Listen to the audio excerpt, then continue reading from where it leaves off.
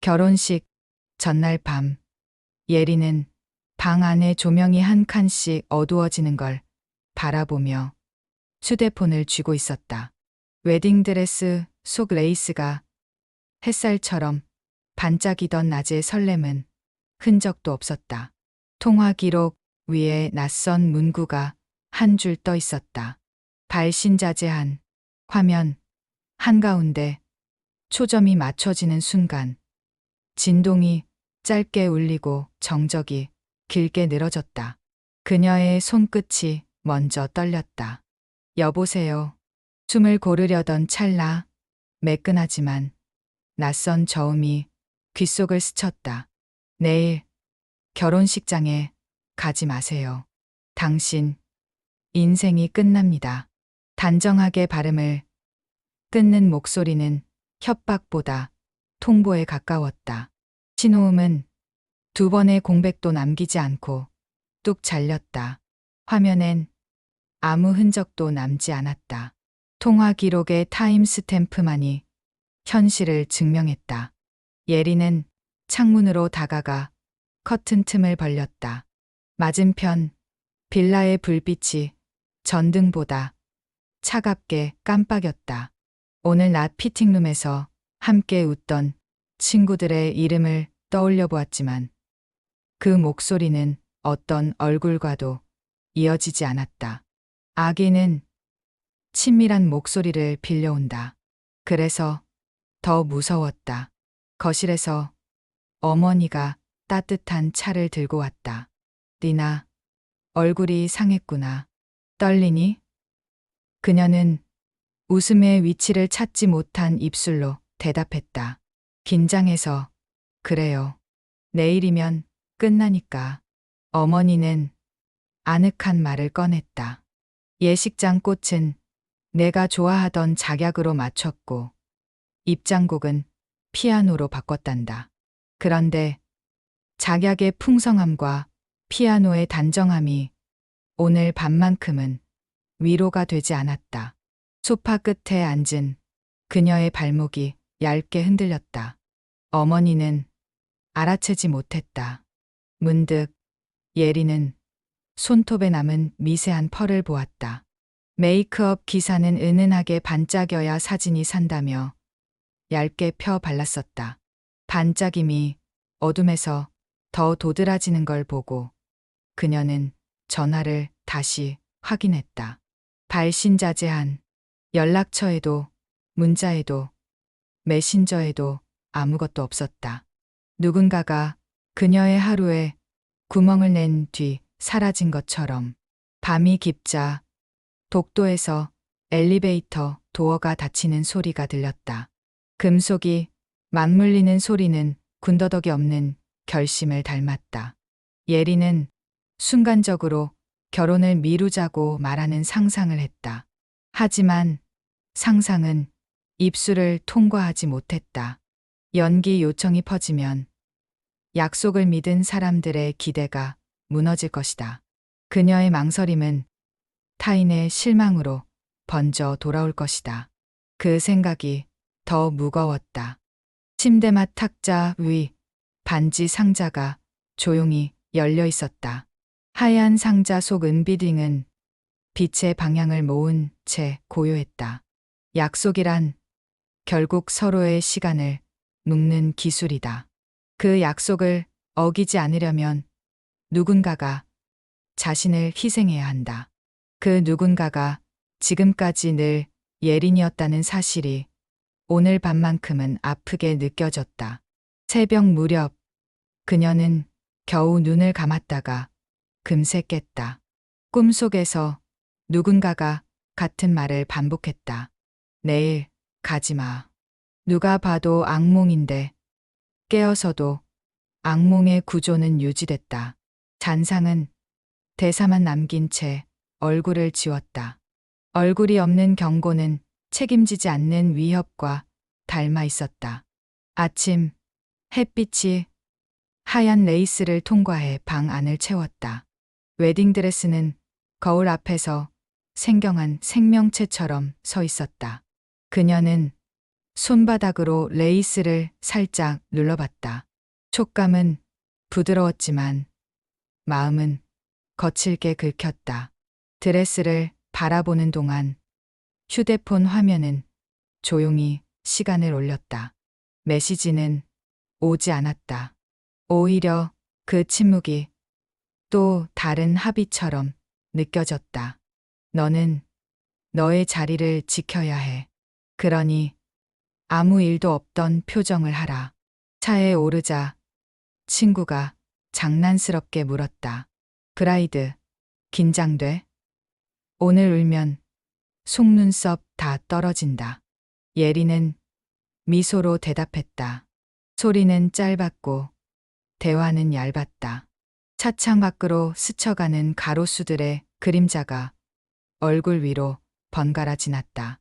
밝음과 어둠이 교대로 지나갈 때마다 그녀의 결심도 밝아졌다가 어두워졌다. 운전석 너머로 길 안내 음성이 친절하게 회전을 지시했다. 안내는 정확했지만 마음의 좌표는 계속 어긋났다. 도심을 벗어나 호텔이 가까워질 즈음 그녀는 조수석 손잡이를 꼭 쥐었다. 잠깐만요. 여기서 내려주세요. 친구가 놀란 눈으로 물었다.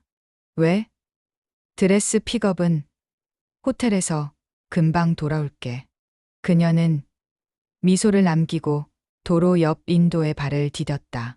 발 뒤꿈치가 아스팔트의 미세한 요철을 느꼈다. 바람이 차가웠고 사람들은 각자의 시간으로 급히 걸었다. 신호등이 바뀌는 소리에 맞춰 그녀의 숨도 빨라졌다. 휴대폰을 꺼내 다시 발신자제한 기록을 눌러보았다. 연결되지 않는다. 그녀는 화면을 끈 다음 인파 쪽으로 한 걸음 내디뎠다. 매끈한 호텔 외벽 유리엔 그녀의 얼굴이 얇게 겹쳐 비쳤다. 멀리서 웨딩홀 직원으로 보이는 이들이 분주히 움직였다. 예정된 음악, 예정된 미소, 예정된 축복. 그녀가 사라져도 시간표는 그녀 없이도 흘러갈까? 그런 질문이 들자 발걸음이 더 깊은 골목을 향했다. 간판이 낮게 매달린 카페 앞 문이 한번 흔들렸다. 누군가 막 들어간 듯했다. 잠깐 망설이던 그녀는 손잡이를 잡지 않았다. 대신 건너편 미니 슈퍼의 자동문을 지나며 주변을 훑었다. 불쑥 한 남자가 어깨를 스치고 지나갔다. 낯선 향이었다. 고개를 돌렸지만 이미 인파에 묻혔다.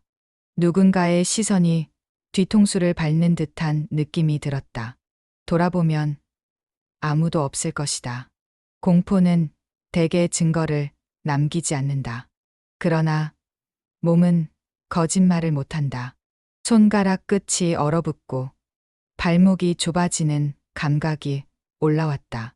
그녀는 깊게 숨을 들이켰다. 오늘 결혼식장에 가지 마세요. 문장 하나가 도로 위 매연처럼 낮게 깔려 있었다. 그때 휴대폰이 짧게 진동했다. 광고 문자였다. 한숨이 나왔다. 실소에 가까운 숨이 흩어졌다. 돌아갈까? 아니면 더 걸어갈까? 두 선택 사이에서 그녀는 오래 머물지 않았다. 사람들 사이로 몸을 틈새처럼 미끄러뜨렸다.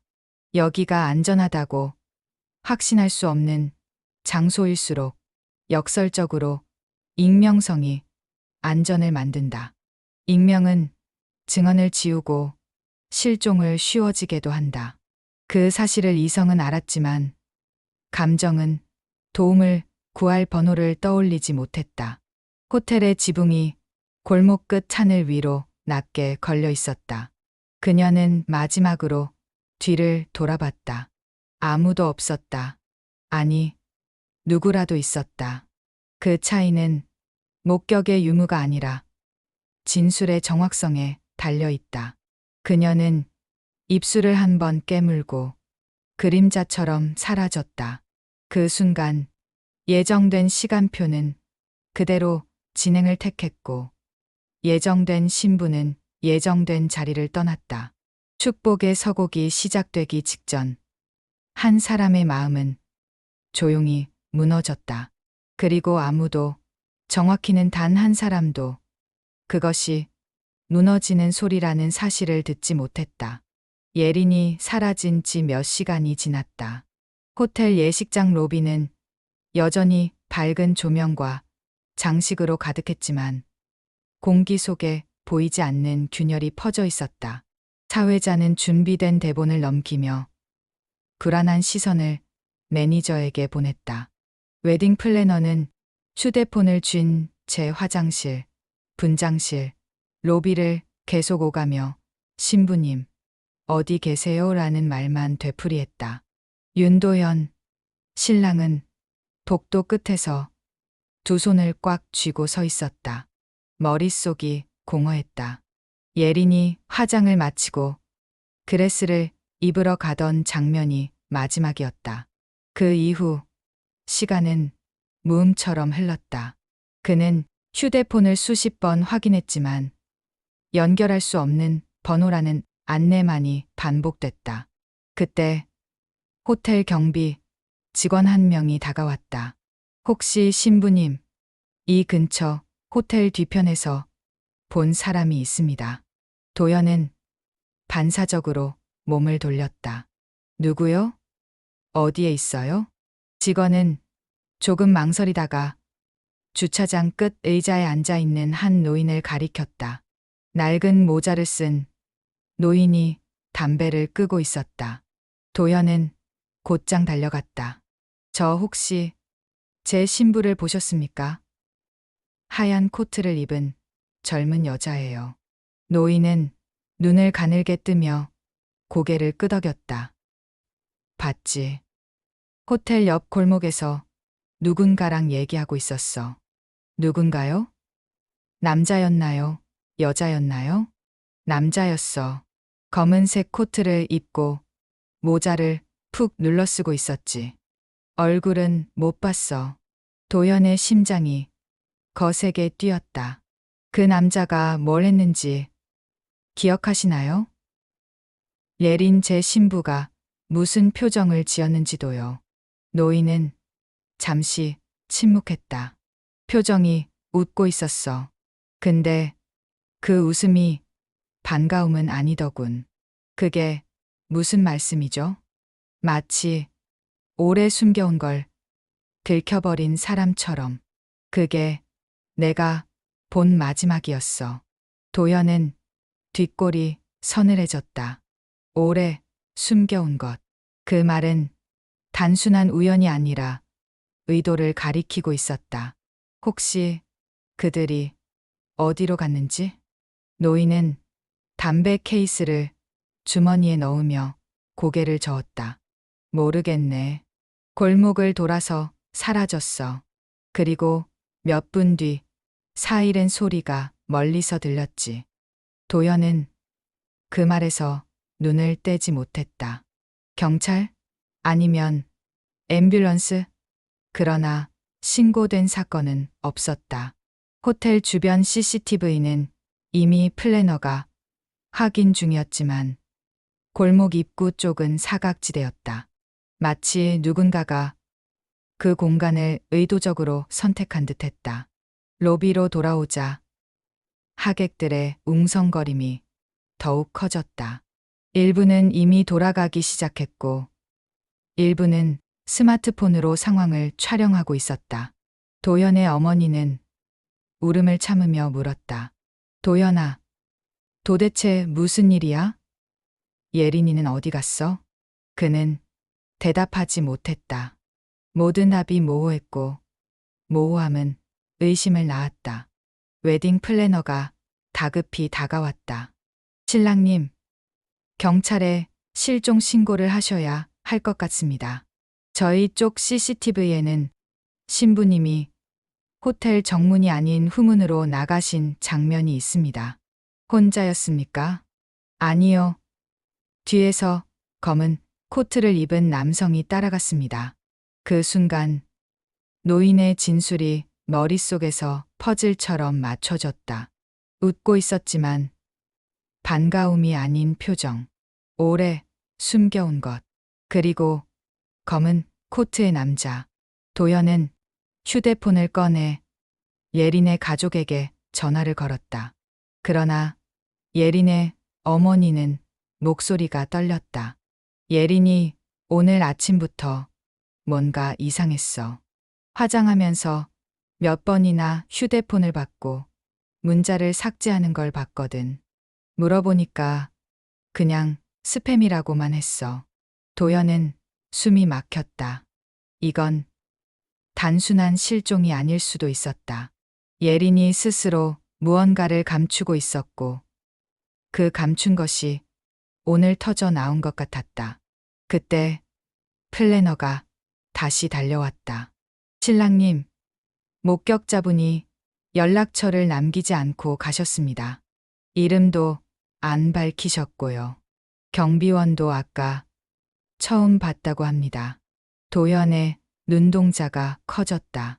목격자조차 진짜 신원이 불분명하다면 그 진술이 사실인지 확인할 방법이 없었다. 결국 남은 건 불완전한 조각들이었다. 호텔 후문, 검은 코트의 남자, 웃음 아닌 웃음, 사라진 신부, 그리고 어디에도 기록되지 않은 목격자. 도연은 자리에서 일어섰다. CCTV 사각지대부터 찾아야 합니다. 그리고 주변 가게 블랙박스도 전부 확보하세요. 경찰이 도착하기 전에 그는 스스로 움직이기로 했다. 예린이 어디에 있는지, 그리고 왜 사라졌는지를 알아야 했다. 그러나 그가 모르는 사이 호텔 입구 맞은편에서 한 여자가 그를 지켜보고 있었다. 긴 머리, 예린과 똑같은 얼굴, 하지만 전혀 다른 표정. 그녀의 시선은 차갑고 단단했다. 그녀는 조용히 속삭였다. 이제 시작이야. 예린이 사라진 지 사흘째 아침. 호텔 로비의 꽃장식은 이미 시들어 있었다. 결혼식 대신 경찰차가 예식장을 가로질렀고 하객들은 신문에 실린 신부 실종 기사로 그날을 기억하게 되었다. 도연은 경찰서에서 밤을 지새웠다. 매일 새로운 단서가 나올 듯 말았지만 사건은 정지된 사진처럼 한자리에 멈춰 있었다.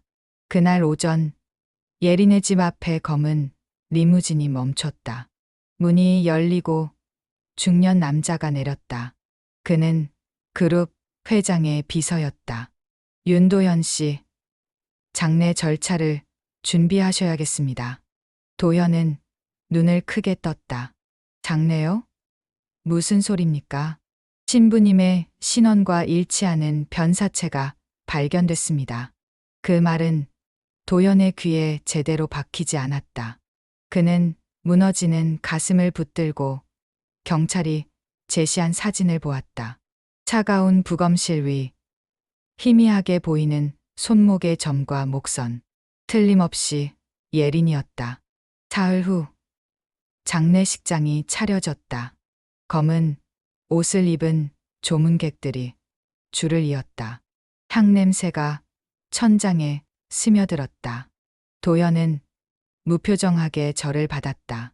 그의 어머니는 계속 울었다. 예린의 어머니는 의자에 몸을 묻은 채 눈을 감고 있었다.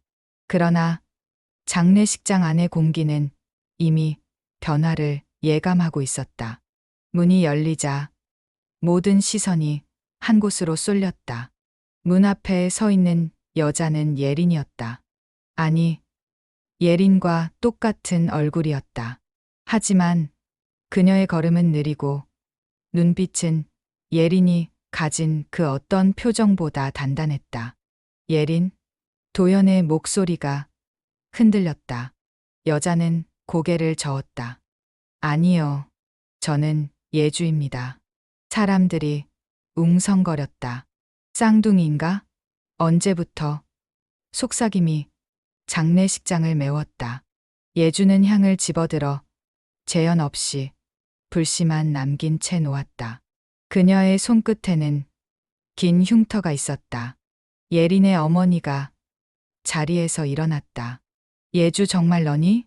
너는 17살에 이 집에서 나갔죠. 아니, 나가진 않았어요. 보내졌죠. 예주의 목소리는 울림이 깊었다. 그래서 오늘 여기에 온 거예요. 죽은 건 제 동생 예린이 아니라 제가 알던 그 순한 얼굴이에요. 도연은 앞으로 다가갔다.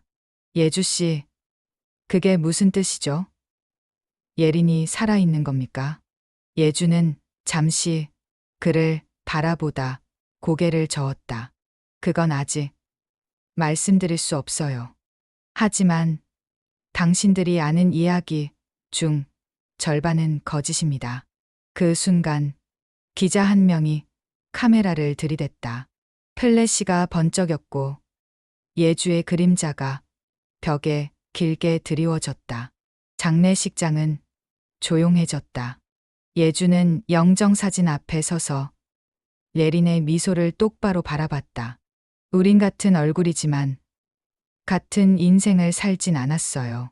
그 차이가 누군가의 목숨을 빼앗았습니다. 장례식장 한쪽에서 회장 비서가 휴대폰을 꺼내 누군가에게 짧게 보고했다. 예주, 도착했습니다. 예주는 그 움직임을 흘끗 보고도 모르는 척했다. 하지만 속으로는 이미 알고 있었다.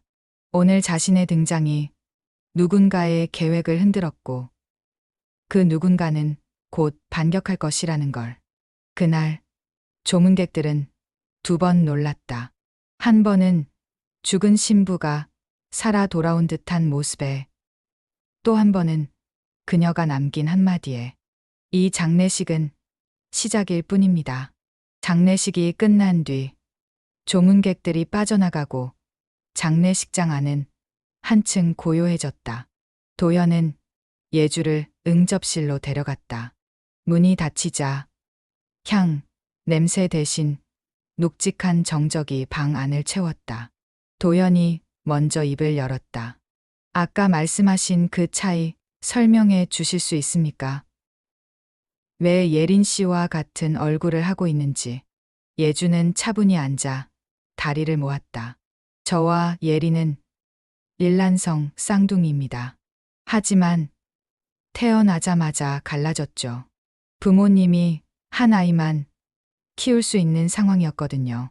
저는 친척 집으로 보내졌고 예린은 이 집에서 자랐습니다. 도연의 얼굴이 굳었다. 부모님은 왜 숨기셨습니까? 체면 때문이죠. 재벌가의 그림자 속에서 버려진 아이가 있다는 건 좋은 이야기거리가 아니니까요. 예주의 목소리는 담담했지만 눈동자 깊은 곳에 오래된 상처가 번졌다. 어릴 적 저는 제 존재가 실수라고 믿었어요. 친척들은 저를 눈엣 가시처럼 여겼죠. 학교도 자주 옮겨야 했고 이름까지 바꿔야 했어요. 그러다 20살 무렵 처음으로 예린을 봤습니다. 백화점 전광판 속에서요. 예린은 잡지 표지에 웃고 있었고 저는 거울 속 제 얼굴을 보는 것 같았죠. 하지만 그 웃음은 제 것이 아니었어요. 도연이 숨을 고르며 물었다. 그 후에 예린 씨와 만난 적이 있었습니까? 2번뿐입니다. 한 번은 거리에서 스쳐갔고 한 번은 결혼식 5일 전 호텔 카페에서요. 그 말에 도연의 표정이 변했다. 그때 무슨 대화를 했죠? 예린은 저를 찾아왔습니다. 제게 부탁했어요. 혹시 무슨 일이 생기면 내가 대신 나서달라고요. 도연은 그 자리에 얼어붙었다. 무슨 일이 생기면? 무슨 일을 말하는 겁니까? 예주는 고개를 저었다. 그건 끝까지 말하지 않았습니다. 대신 자기 휴대폰에서 몇 장의 사진을 보여줬어요. 검은 코트를 입은 남자와 찍힌 사진들이었죠. 표정이 두려워 보였어요. 그 순간 도연의 머릿속에 호텔 후문 CCTV 속 검은 코트 남자가 떠올랐다. 퍼즐 조각이 맞춰지기 시작했지만 여전히 빈틈은 많았다. 그렇다면 예린 씨가 사라진 날 그 자리에 있었습니까? 예주는 잠시 숨을 멈췄다. 아니요. 하지만 전화를 받았습니다. 발신자 제한 번호였어요. 내 동생이 위험하다. 오고 싶으면 호텔 뒤편으로 와라.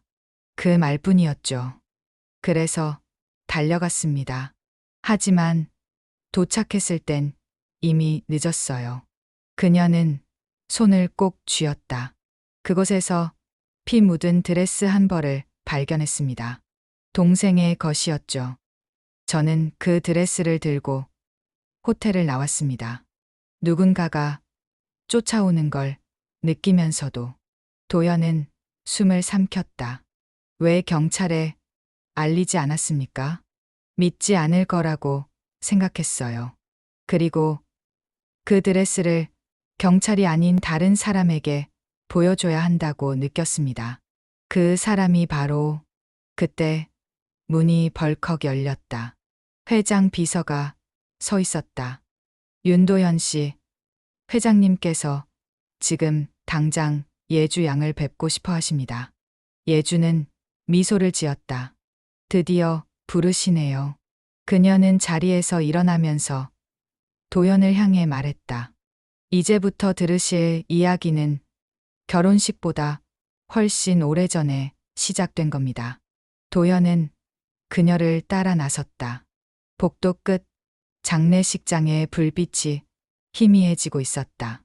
그러나 그의 가슴 속 불길은 이제 막 타오르기 시작했다. 회장실은 두터운 방음문 뒤에 숨겨져 있었다. 문이 열리자 묵직한 가죽 소파와 짙은 원목 책상이 시야를 가득 채웠다. 회장은 창가에 서 있었다.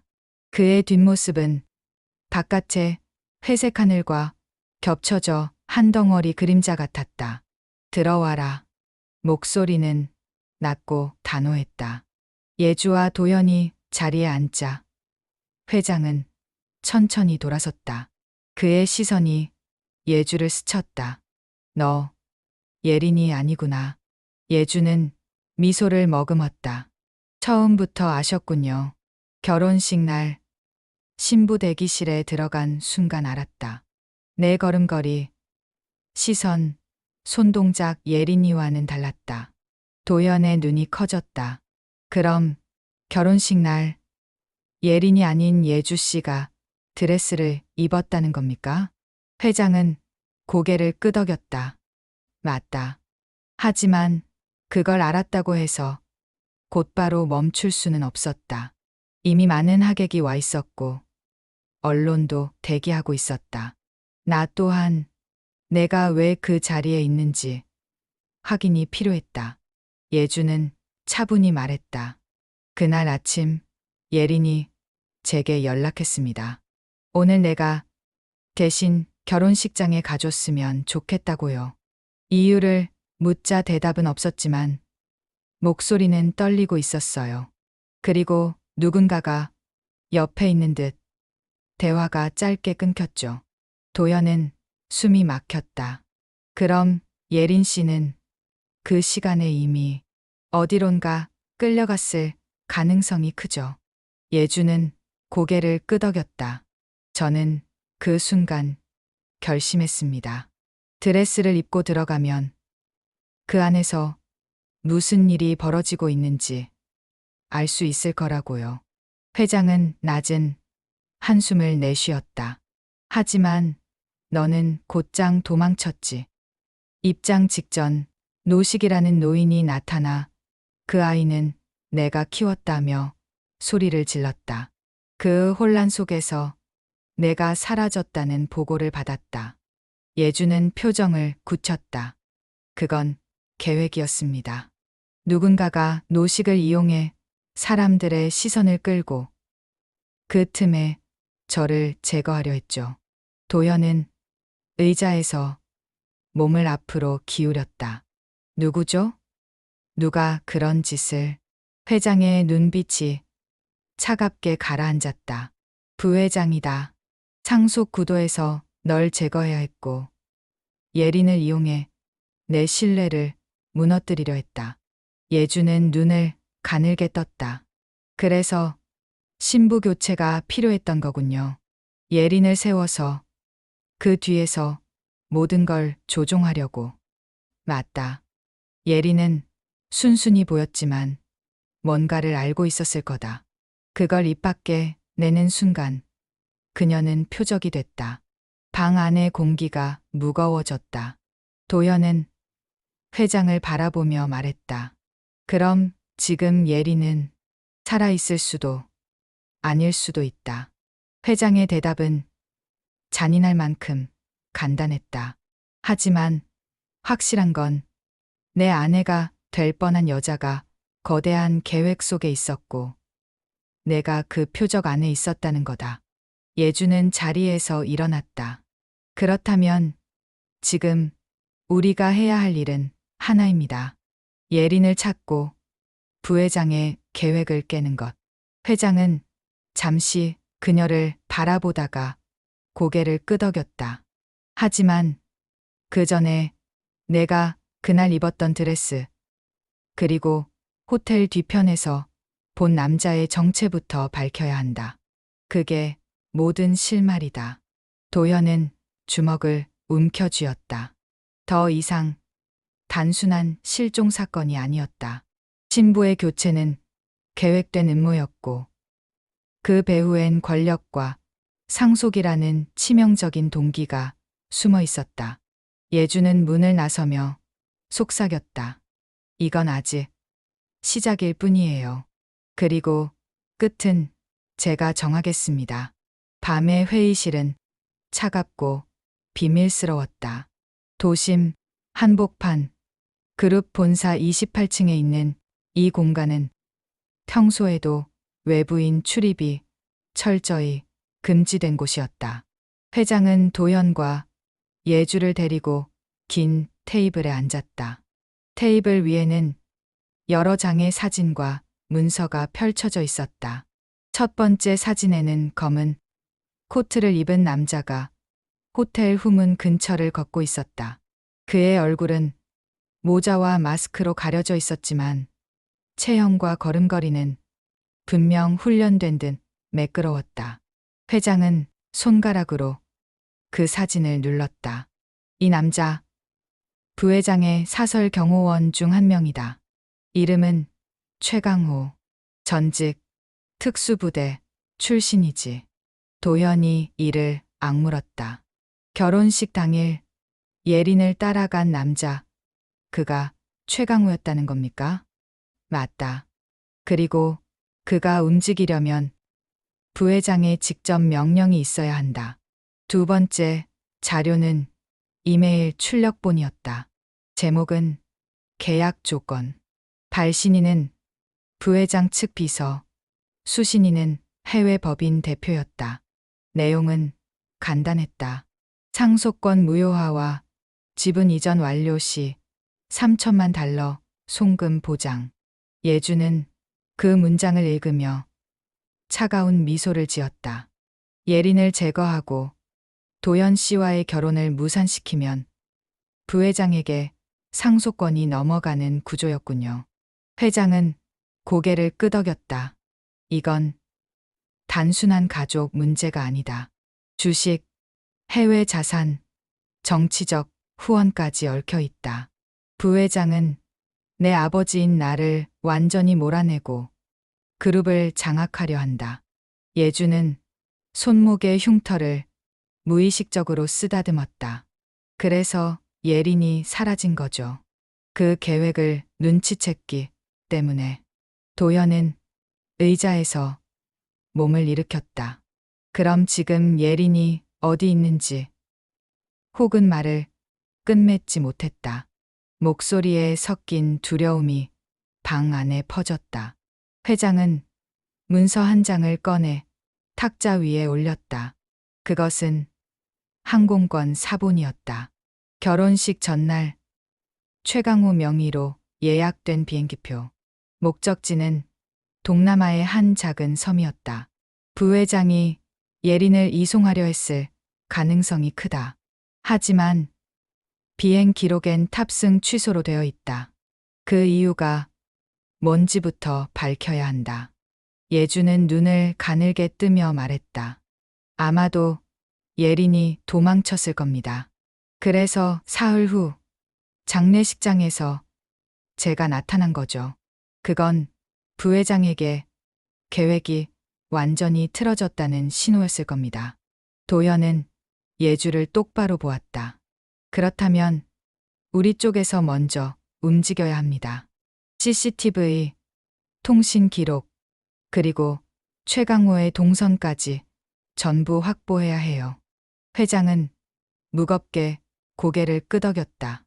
내 사람들을 동원하겠다. 하지만 부회장은 이미 눈치를 챘을 거다.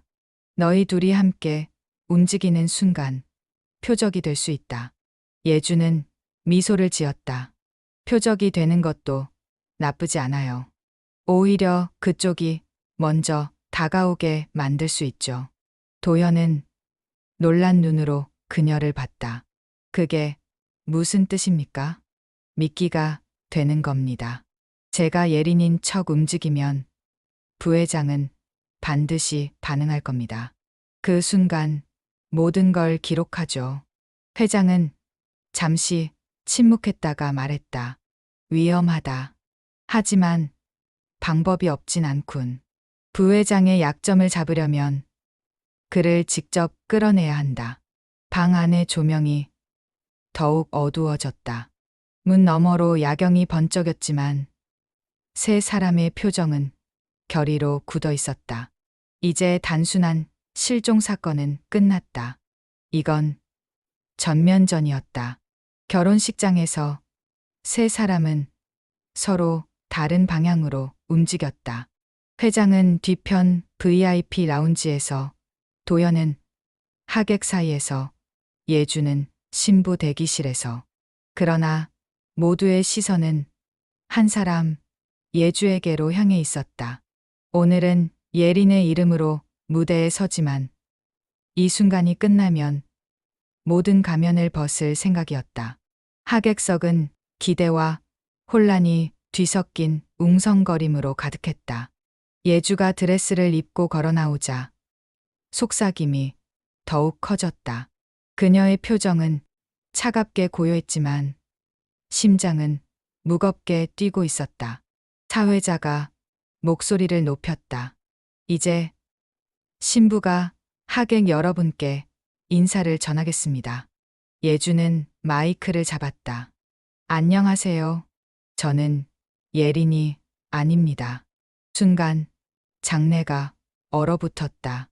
예주는 숨을 고르고 말을 이었다. 제 이름은 예주입니다. 예린의 일란성, 쌍둥이 언니죠. 우리는 태어나자마자 갈라졌습니다. 부모님은 한 아이만 선택했고 저는 버려졌습니다. 하객들 사이에서 탄식이 터졌다. 예주는 목소리를 낮췄다. 그런데 며칠 전 예린이 저를 찾아왔습니다. 그녀는 두려워했고 결혼식 당일 무슨 일이 벌어질지 알고 있었습니다. 부회장이 그녀를 제거하려 했기 때문입니다. 뒤쪽에서 부회장이 벌떡 일어섰다. 이건 허위다. 날 음해하려는 계략이야. 예주는 그의 눈을 똑바로 보았다. 허위라면 이 사진은 뭡니까? 대형 스크린에 사진이 떴다. 검은 코트를 입은 최강호가 예린을 호텔 후문으로 끌고 가는 장면. 그리고 그 옆에는 부회장이 서 있었다. 하객들의 시선이 부회장에게 쏠렸다. 웅성거림이 비난으로 변해갔다. 그날 부회장은 예린을 해외로 빼돌려 상속권을 무효화하려 했습니다. 그리고 그 자리를 제가 대신 채우게 만들었죠. 이유요? 제 존재를 폭로하지 못하게 하기 위해서입니다. 부회장의 얼굴이 창백해졌다. 그러나 예주는 멈추지 않았다. 하지만 계획은 실패했습니다. 예린은 여전히 살아있고 지금 이 자리에 오고 있습니다. 문이 열리며 경호원 2명이 들어왔다. 그들 사이에 초췌하지만 또렷한 눈빛의 예린이 서 있었다. 하객들이 놀라 숨을 삼켰다. 예린은 떨리는 목소리로 말했다. 모든 건 사실입니다. 부회장은 제게 협박과 회유를 했고 결혼식 날 절대 나타나지 말라고 했습니다. 거부하자 납치됐습니다. 경찰이 라운지로 들어왔다.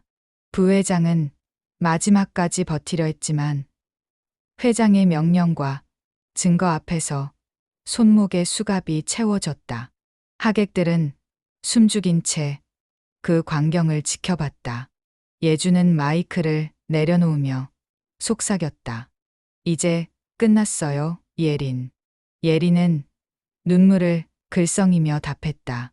아니, 이제 시작이야. 부회장이 경찰차에 실려 떠난 뒤 예식장은 마치 폭풍이 지나간 해안처럼 적막했다. 하객들은 하나둘 자리를 떴고 웨딩홀의 화려한 장식은 순식간에 의미를 잃은 채 흩어져 있었다. 무대 위에는 여전히 하얀 꽃길이 남아 있었지만 그 위를 걷는 사람은 아무도 없었다. 예주는 조용히 드레스를 벗고 평복으로 갈아입었다. 거울 속 자신의 얼굴은 예린과 너무 닮아 있었지만 그 눈빛만은 달랐다. 문이 열리자 예린이 들어왔다. 초췌한 얼굴이었지만 그녀의 걸음에는 힘이 있었다. 고마워, 언니. 예린의 목소리는 낮고 진심이 담겨 있었다. 예주는 고개를 저었다. 고맙다는 말은 하지 마. 내가 살아있는 것만으로 충분해. 하지만 예린이 말을 잇지 못했다. 그 순간 두 사람 사이에 묵직한 침묵이 흘렀다. 도현이 들어왔다. 그는 예린을 보자 잠시 멈칫했다. 복잡한 감정이 그의 눈에 번졌다. 예린 씨 무사해서 다행입니다. 예린은 힘겹게 웃었다. 도현 씨에게 미안해요. 그리고 고마워요. 하지만 저희 결혼은 여기서 끝내야 할 것 같아요. 도현의 얼굴이 굳어졌다. 왜죠? 이제 나는 평생 누군가의 표적이 될지도 몰라요. 그리고 당신 가족을 또다시 위험에 빠뜨릴 수 없어요. 예주는 두 사람을 번갈아 보았다. 그녀는 이미 이 결정을 알고 있었다. 예린이 살아남았지만 그 대가로 사랑을 내려놓아야 한다는 걸. 며칠 뒤 예린은 조용히 해외로 떠났다. 공식적으로는 요양이었지만 실상은 새로운 신분으로 살아가기 위한 시작이었다. 공항에서 예주는 그녀를 끝까지 배웅했다. 비행기 문이 닫히고 그 모습이 시야에서 사라질 때까지 서 있었다. 남겨진 예주는 회장에게 입양 절차를 제안받았다. 넌 이제 우리 가족이다. 회장의 말에 예주는 잠시 눈을 감았다. 가족이라는 게 이렇게 늦게 찾아올 줄은 몰랐네요. 회장은 미소를 지었다. 늦더라도 잃은 건 되찾아야 한다. 그러나 예주의 마음 한편에는 지워지지 않는 그림자가 있었다. 예린과 나눈 마지막 포옹. 그리고 떠나기 전 그녀의 한마디. 언니, 내가 사라져도 잊지 마. 우리는 같은 피를 나눈 자매야. 그날 이후 예주는 그룹 경영의 한 축을 맡았다. 부회장의 빈자리는 컸지만 그 자리를 채우는 일보다 더 중요한 건 무너진 신뢰를 다시 세우는 일이었다. 도연은 여전히 회사에 남았고 두 사람은 동료로서 함께 일했지만 예린의 이름이 언급될 때마다 둘 다 잠시 말을 멈췄다. 밤이 깊으면 예주는 창가에 서서 도시 불빛을 바라보았다. 그 속에는 다시는 돌아오지 않을 결혼식장, 웃음 대신 침묵으로 가득했던 꽃길, 그리고 사라진 동생의 뒷모습이 겹쳐졌다. 하지만 그녀는 스스로에게 다짐했다. 이제 내가 지킨다. 남은 가족, 남은 약속, 그리고 나 자신. 그녀의 결심은 조용했지만 단단했다. 상처는 완전히 아물지 않았으나 그 상처 위에 새로운 길이 놓이고 있었다.